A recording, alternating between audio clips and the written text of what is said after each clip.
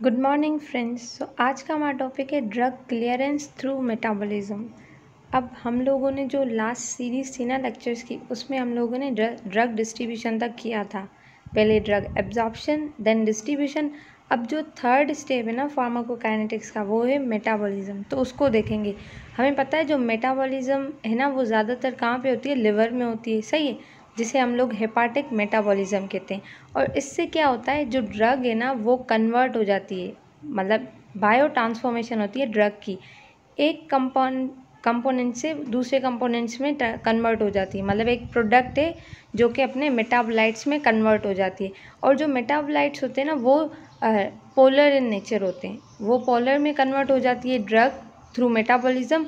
और जो polar drug है वो हमें पता है कि एलिमिनेशन फास्ट होती है उसकी, मतलब जो पोलर ड्रग है वही एलिमिनेट होगी फ्रॉम द बॉडी। तो हमें यहाँ ड्रग को क्लियर करना है फ्रॉम द बॉडी, और यहाँ पे कि drug clearance through the metabolism, और मेटाबॉलिज्म लिवर के थ्रू होगी, तो इसीलिए हम लोग उसे हेपाटिक मेटाबॉलिज्म भी कहते हैं। और एलिमिनेट कहाँ से होगी? या तो बाइलरी एलिमिनेशन होगी, मतलब बाइल के थ्रू ड्रग एलिमिनेट होगी, जैसे फीसिस में एलिमिनेट होती है।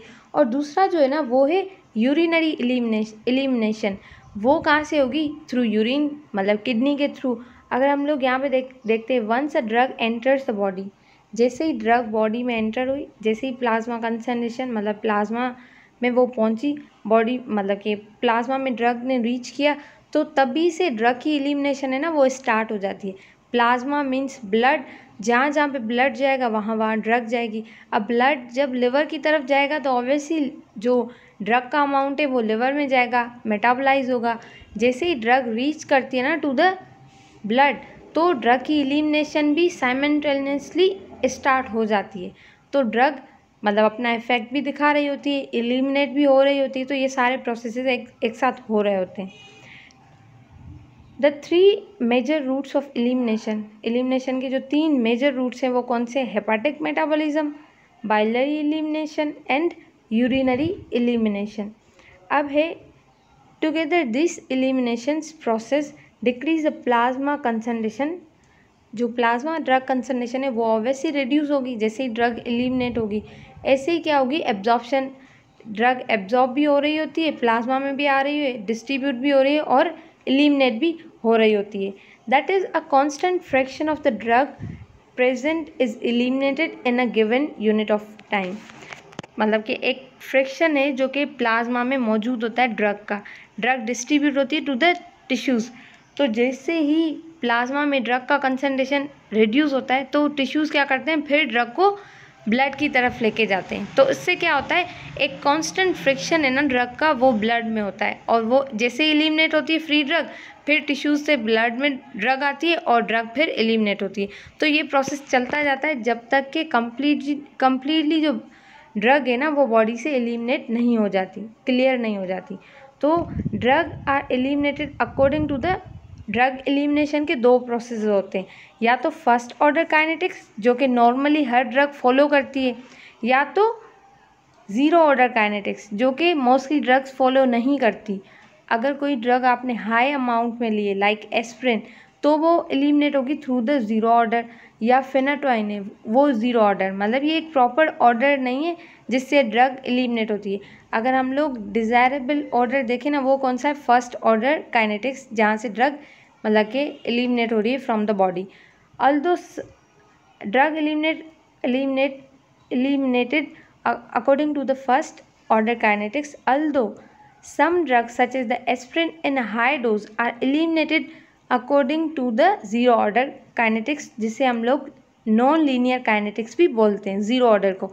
और जो फर्स्ट ऑर्डर है उसे हम लोग लीनियर काइनेटिक्स भी बोलते हैं। और ये क्यों बोलते हैं, इसमें है क्या, वो हम लोग आगे के लेक्चर्स में देखेंगे।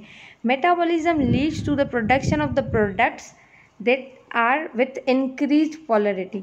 मेटाबॉलिज्म क्या करती है? उन ड्रग मतलब ड्रग को कन्वर्ट कर देती है उनके मेटाबोलाइट्स में, और जो वो मेटाबोलाइट्स होते हैं ना वो क्या होते हैं? वो ज़्यादा पोलर होते हैं to be eliminated, which allow the drug to be eliminated. Clearance estimates the amount of the drug clear from the body per unit time। एक यूनिट टाइम में कितना अमाउंट ड्रग का बॉडी से एलिमिनेट होता है उसे हम लोग कहते हैं क्लियरेंस। अगर हम लोग टोटल क्लियरेंस की बात करें ना तो वो रिफ्लेक्ट करती है ऑल द एलिमिनेशन। कहाँ से? यूरिन से ड्रग एलिमिनेट हो रही है, बाइल से हो रही है, स्वेट से हो रही है, मेटाबॉलिज्म से हो रही, जितने भी सारे प्रोसेस हैं ना उन सबको टोटल करके जो क्लियरेंस होती है ना तो उसको हम लोग बोलते हैं total clearance. That estimate reflect all the mechanism of drug elimination, और इसको कैलकुलेट किया जाता है इस फॉर्मूले से।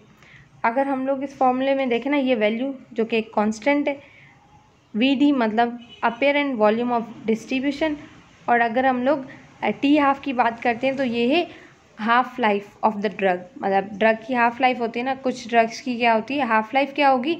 वो टाइम पीरियड जिस टाइम पीरियड में जो ड्रग है ना वो अपनी कंसंट्रेशन से हाफ में हो जाए तो उसको हम लोग हाफ लाइफ बोलते हैं। मतलब अगर मैं बोलती हूँ ना एक ड्रग है जो कि मैंने 100 mg में दिए IV के थ्रू, 100 mg में दिए और इसकी जो हाफ लाइफ है ना वो है 8 आवर्स, तो क्या होगा? ये 8 आवर्स के बाद जो 100 mg मैंने IV से दी थी वो 8 आवर्स के बाद अपनी हाफ कंसंट्रेशन में पहुंच जाएगी, मतलब 100 से वो 50 में आ जाएगी, तो इसको हम लोग बोलते हैं हाफ लाइफ। तो अगर हम लोग टी हाफ को देखते हैं तो ये एलिमिनेशन हाफ लाइफ, VD को देखते हैं ये अपेरेंट वॉल्यूम ऑफ डिस्ट्रीब्यूशन, और अगर हम लोग इस कांस्टेंट को देखते हैं ये नेचुरल लॉ कांस्टेंट है। Drug half life is often use as a measure of the drug clearance.